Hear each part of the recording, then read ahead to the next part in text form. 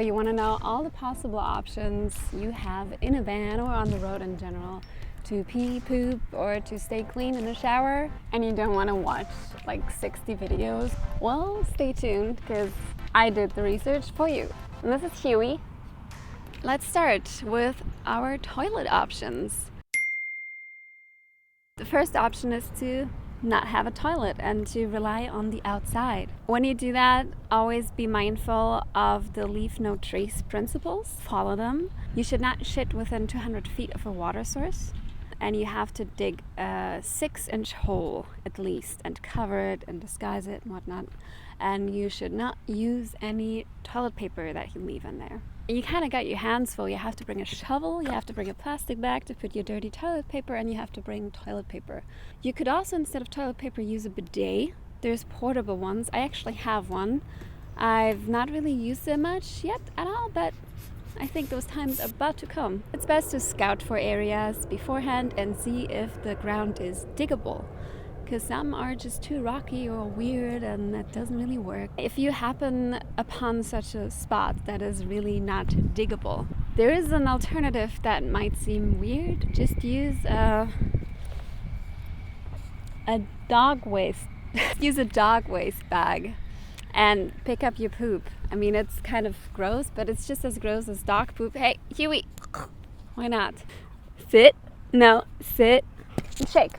Oops. As for peeing outside as a woman, there's the problem of backsplash. Everyone knows. Either try to pee on very soft things, soft grass, sand, snow. So there is Becca, who had the idea to just outside pee in a pee bottle or a pee cup or whatever, and then just dump it there. I'll definitely link her video down below. As for privacy, if you're like in a desert and if there's no bushes, trees or whatnot around you and you're afraid someone will come, then there are those little pop-up shower tents that are pretty cool. I'm gonna get one, and I mean, yeah, you can just sit in there, poop or whatever, and you can, hey, Huey, what the heck? Oh well.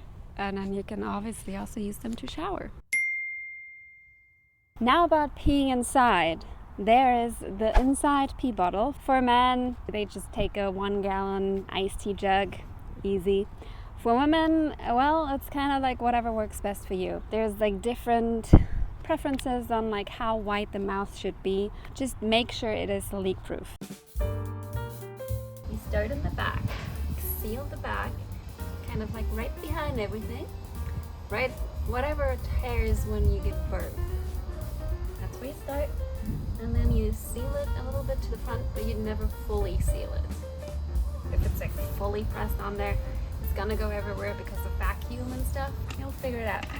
In case you don't like want to squat down with the bottle or so, ice it on an ottoman, kind of like halfway with half-ass. If you don't want a pee bottle, you can also use a pee funnel. You pee in there and then you divert it either into a bigger pee bottle or outside the van. I don't know. Simple toilet options. Luggable loo, which is basically just a toilet seat that pops on a 3 or 5 gallon bucket. The Reliance Hassock toilet, that's around $50. The Stansport toilet, about $60. Those are basically just like plastic toilets you put a bag in. Foldable toilet chairs and like different foldable options in general on Amazon. But these legs fold in, and when they're folded in, it's about this size. And you can also use a little foldable fabric camp chair. Cut a hole in it. I've done that. Never used it once, but it would work. You want a pepperoni? You do. Yes, you do. Oh God, don't drool on me. Sit. Drooling hard. Good boy. Some people also use a little tea can, or just like very small can, tiny little compost bin, or you could also poop straight in the back while squatting. Becca did that as well. Poop freely right into that bag. Speaking of bags, a lot of people use compostable bags, but I don't really see any point in them. They're pretty expensive. It's not gonna compost, it's just gonna go to waste. You can just use grocery bags or other regular trash bags. There's also more expensive specific toilet bags on Amazon or so. They're a little more sturdy. it's probably good. The absorbing medium, the ones that actually do compost that you can use in a composting toilet are peat moss, which is maybe a little easier, but it is not sustainable. And there's coco coir, which is a very sustainable material, but it takes some work to get it ready. You kind of have to mix it with water first because it comes in very compacted bricks. So keep that in mind. It's a bit of a hassle. The things that do not compost, there is kitty litter. And the shining star of it all is pine pellets or pine-based pellets. It's also like horse bedding. I've also seen it as like cat litter that is pine-based. That is the new shit. It absorbs really well. It smells great, apparently. It still just smelled like pine. There was no odor of urine in that toilet. It's way cheaper, way better, and it's amazing. Like, everyone should be using these for their cat's kitty litter and for anything else, including, you know, camping. You just simply pour in cat litter. Maybe pour half of it in? Let's take a cup. That's a mighty big bladder. That's pretty much solid. There is no liquid at the bottom of that. I would recommend you to get that. There's the Cassette Toilets, the kind of chemical toilets. There's the Dometic brand or the Porta Potty. Those are the basically only ones that I've seen. It all goes in one container. You have to use chemicals to deal with the smell. We actually faced a little bit of a struggle getting our hands on the appropriate chemicals so you're not smelling the chemicals in a tiny space or smelling your business. And then you basically just dump it at a dump station, or you can just bring this whole weird container into a truck stop, restaurant, whatever. The downside is that the whole emptying is just kind of super gross, because once it all combines, the pee and the poop, it's just sewage. You kind of have to deal with that every few days, because those things you do have to empty every few days. Some need DC power, a little water tank. You can also manually pump some and then just kind of rinses it out. Most people that I've seen, they only use those kind of toilet for number one. I don't do number 2 that way. I only use this for number 1. For number one, I mean, it's just an expensive pee bottle. When I'm sitting on it, I can't really fit my dangly bits down in there. When they want to poop, then they just line the whole thing with a bag, and then poop just goes into a bag, tie it up, put it in the trash. They are around $. There's the Laveo dry flush. Wraps it up and then drops it down, and then you can continue. Those charge with AC, and then they last like 2 months. But what doesn't last 2 months are the cartridges. Those cartridges last for 15 times. And a cartridge is about $, so that could lead you up to about $5 a day, and that is without the cost of the toilet, which is around $. So yes, it's like very simple. There's no smell and whatever, but yeah, it's kind of wasteful and it's kind of expensive. You also have to plan ahead with those things, and you have to make sure that you have enough cartridges when you're going somewhere remote or where you cannot get any packages or so. Now let's continue with composting toilets. Composting toilets. So with this compost in general that gets generated, it's not really compost. It needs more than like 1 to 2 months to fully compost. At that point, when you have to empty it, which is usually after 1 to 2 months, it's basically just coco coir with poop. You cannot use that compost for your food at all, even if it's composted. So in the end, whatever comes out of those composting toilets, you just have to put it in the trash anyway. Separating toilets, where the urine gets diverted from the feces. The nature's head, the air head, the sea head. Why is it all heads? There's a little lever right here that opens that up. So that means that if you're gonna be going pee, you just leave it closed. So the nature's head is 28 pounds heavy, and that's without the peat moss and without the shit. So when you have to empty it, you have to carry the whole thing out of the van. Keep that in mind. Not an easy business to do that. Ryan's got a whole system down for this, though. Covers it. Oh, we got a hole.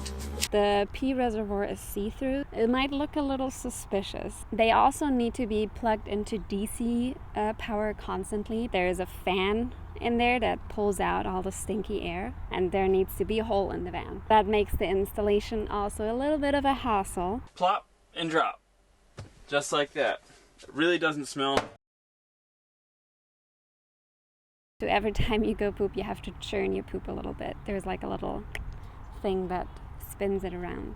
The price of the Nature's Head is around $950. Uh-oh, there's a dog. It's okay. It's okay. But the Nature's Head and the Air are very similar in how they work. Some prefer one over the other. I'm not gonna compare those two. Handle here and tilt it out. It also came with a solids tank lid. If you should decide to buy a second solids tank, you could just swap out that tank, put the lid on, and let the composting process continue to happen. And the Sea Head is a little different. It's also composting. The churn is on top. It's much smaller than the Nature's Head, and it doesn't have any power or fan. It does have a little lid that goes on top.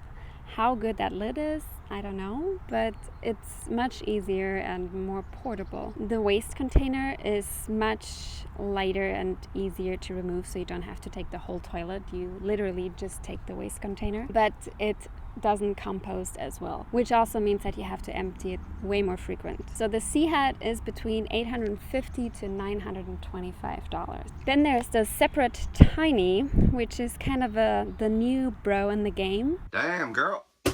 It is not specifically a composting toilet, it's more of a separating toilet. It doesn't have a churn, you just put a bag in there. The other ones, you don't put a bag in there. No peat moss, you don't have to use it.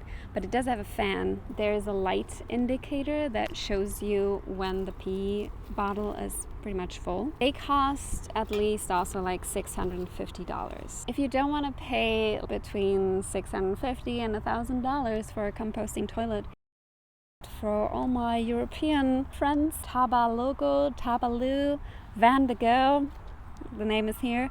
It's basically a separating toilet where it diverts the pee from the poop in a nice pee jug, and then there is a poop jug. There is no fancy outlet or fan or whatever. So it's pretty simple. It's very compact. You can use it as a chair because it's nice and square. You can have it on 2 different heights, and it only costs $250. So euros. That's all the same now. You can see the containers. Like a normal toilet, poo compartment and toilet paper compartment is at the back. At the front you wee, and that goes into a jug. There's no smells because we have a fan at the back. You can also quite easily DIY that. You get a urine diverter. You can Google that on Amazon or eBay. You can find those for like starting at like $50 or so. If you want to go real cheap, you can also use like a tractor funnel or a canning funnel, and then you just divert that into a bottle in the front. With that one, you have to be careful that it doesn't splash out, that you empty it frequently enough, because when the van is moving and there's like this opening and it's just like a thing and the thing, and it can still like slosh out. Yeah, and in the back you basically just have a bucket where you line it with a plastic bag and maybe also use some pallets. That's it. Some people also have a fan. They basically just use a computer fan. So they also have a hole in the van. Many say that the fan and the ventilation is really crucial to keep the smell out. Some people use a bucket. Some like build a whole box. Or you can buy a cheap thing that pops onto a bucket. And then there's this foldable version. Let's come to the crazy options. Crazy expensive options. A freezing toilet, Separett freeze, it's $1,400. It's all in one. It's basically a separate freezer in your van, so it takes a lot of power. It's weird. The total opposite, an incinerator toilet, at least $4,000, and it basically just turns your shit to ashes. And this is essentially the residue from like 5 different bananas and 3 bottles of green tea. The name is hilarious. It's called... It uses even more power. The freezing toilet uses 0.73 kilowatt hours per day. The Cinderella uses 1.5 kilowatt hours per flush. They also say that you flush once a day and you kind of wait. I don't know if that's good for the smell. You would have to have a really highly powered van and a big wallet. The big decision, do you want to dedicate a whole booth to the bathroom or not? The booth has the huge pro of privacy and convenience, but it comes with the price of space. If you have a van that's big enough or rather long enough, then why not? Because the good thing is with a booth, It does take up a lot of room, but you can also kind of use it multi-purposely and store a lot of stuff in there, kind of just a bin, so it's easier to take out and to use immediately. If you decide not to get a booth, you might have to get comfortable to shit in front of each other, which is not for everyone, definitely not for us, but you know, everyone is different. Pooping in front of each other, it was never really weird. The partner could also just go outside, you kind of have to see with the timing, but if you have to go at night, the partner's asleep, then that might not be possible. You also have to make sure when you put the toilet in some sort of cupboard or whatever that it is accessible during nighttime.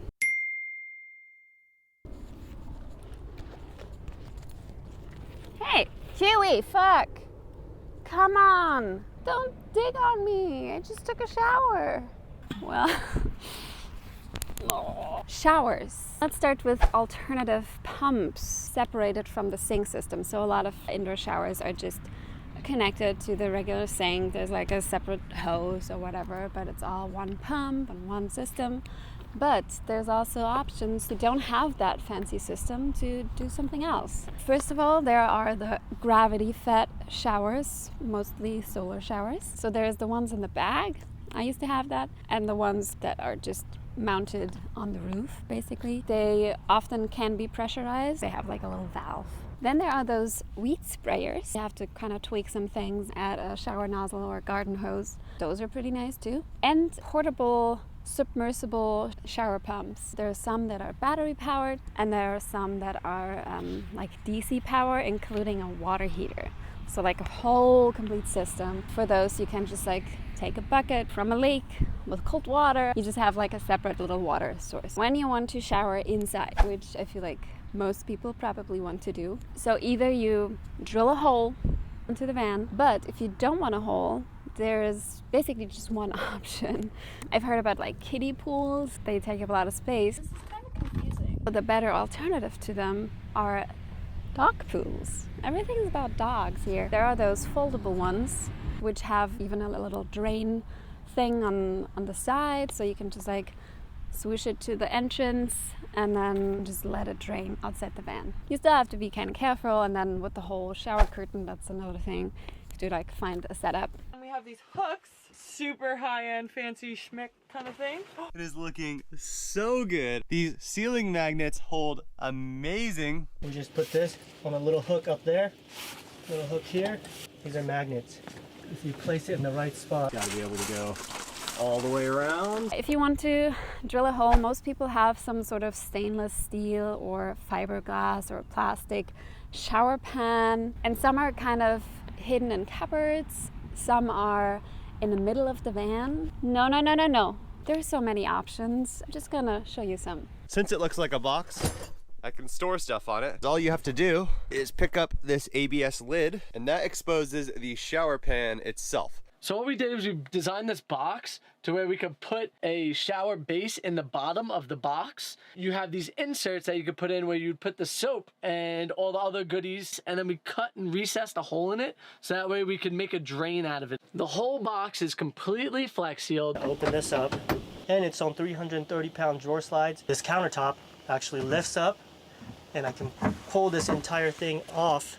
We have a shower inside our 144 wheelbase. This is a 24 by 24 inch shower pan. So you open up the top cabinet here, this drops down, and then I just take the top off, and I open it up, and then I hang a curtain on the inside, and it drops down.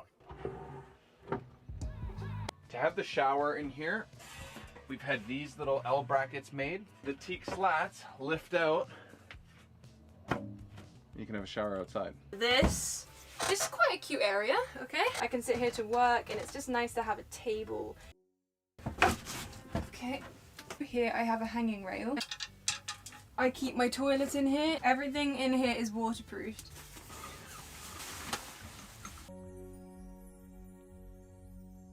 This is the pan down here, and this pan is recessed into the floor. This is a false subfloor. It's all waterproof. Slopes slightly down this way, and then the water drops in here. The full booth situation. This bathroom is 24 by 32, and you will notice that it right now is just a shower. With those, usually the toilet is also in there. It's a wet bath. Some toilets do have to be covered. They should not get wet. We need to take our toilet actually out when we use the shower, just for more room. There is also one option where I saw the toilet can slide in and out. That is pretty genius. So that's how you use this space as a toilet. If you want to use it as a shower, you kneel down, you stick your head in the shower to do your hair. Get your hair wet, soap it, rinse it. As for the doors for that, those retractable doors, kind of like rolling plastic doors that self-clean, like Comes across the back as well. So that's what waterproofs these rear doors for. Or you can just shower out in the nude, like in the middle of nowhere. And if you're fine with showering outside, you don't want like the whole shower pan on the inside, you kind of have to figure out some sort of shower curtain situation on the back door usually. Stick them down. We just hook open there and then just somewhere on the side door. I just pop that on. PVC tubes. Some have like suction cups, and there's a lot of things. I think we're just gonna go bathing suit or shower tents. Of course, you can also go to a gym, but you know, you might not always want to go to a city. Thanks for watching. I hope you got some good ideas. Let me know what your preferred setup is. I know it's a very personal topic. Everyone has different opinions about it. If you're curious about our setup, so far we just have a pee bottle. We do have our nifty ottoman that has the perfect toilet size. It actually fits a bucket in there, so we might do some sort of bucket thing, maybe even something that separates. We don't know yet. This is also the end of my van build research series. Of course, there's also more like on my little pyramid about like sitting options and storage, but I have more fun in like doing a little more creative videos, vlog style, or like DIY videos, and it's not just me talking and looking at so many other YouTube videos. We are about to hit the road for an unknown amount of time. We quit our jobs, we quit our lease, and we're ready. September 1st. We're going to be traveling the US and Mexico, and we are really excited. There's still a lot of preparations we have to do, as you can imagine, but you're licking your dick. Thanks again, and I'll see you in the next one. What?